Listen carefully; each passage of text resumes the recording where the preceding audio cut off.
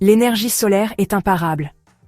C'est moins cher, plus propre, et ça refaçonne le monde plus vite que vous ne le pensez.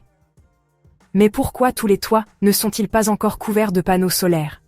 Et qu'est-ce qui nous empêche d'avoir un futur où on n'aura plus jamais à se soucier des pannes de courant? Aujourd'hui, on plonge dans l'incroyable potentiel de l'énergie solaire. Pourquoi c'est l'avenir, ce qui l'en empêche, et comment on peut tous participer à la révolution des énergies renouvelables? Le Soleil nous balance de l'énergie gratos depuis environ 4,6 milliards d'années. Et c'est seulement récemment qu'on a compris comment l'utiliser pour autre chose que pour attraper des coups de soleil. Voici l'énergie solaire.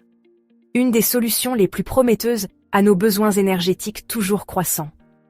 Les deux principales façons d'exploiter la lumière du soleil sont les systèmes photovoltaïques, PV, qui transforment directement la lumière du soleil en électricité, et les systèmes solaires thermiques, qui capturent la chaleur pour produire de l'énergie.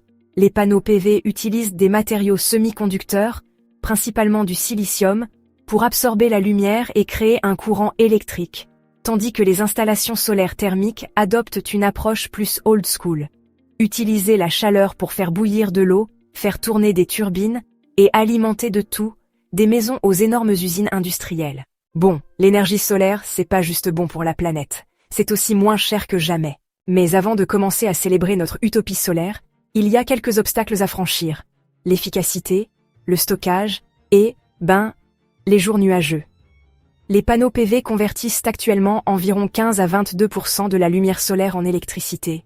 Mais les nouvelles avancées, comme les nano-revêtements et les panneaux bifaciaux, font grimper ce chiffre encore plus haut.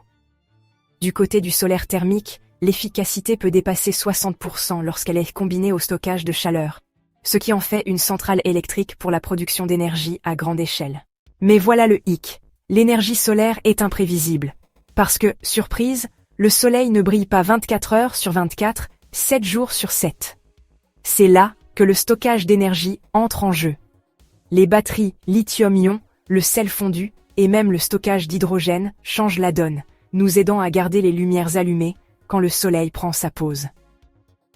Pendant ce temps, les réseaux intelligents, la gestion de l'énergie par IA et les micro-réseaux décentralisés facilitent l'intégration du solaire dans nos infrastructures électriques existantes. Les gouvernements et les entreprises du monde entier misent déjà gros sur le solaire, des fermes solaires flottantes aux usines de dessalement à énergie solaire, prouvant que cette technologie n'est pas juste une mode, c'est l'avenir.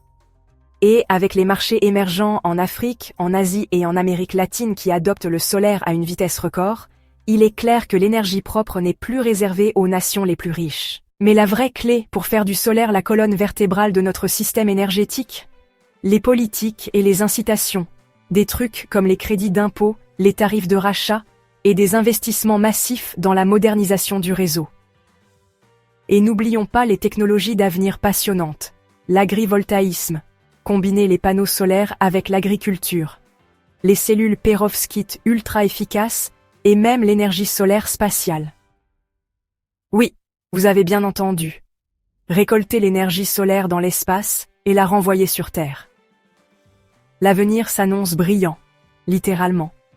Mais on doit aller de l'avant avec l'innovation, des infrastructures plus intelligentes et un engagement mondial envers les énergies renouvelables.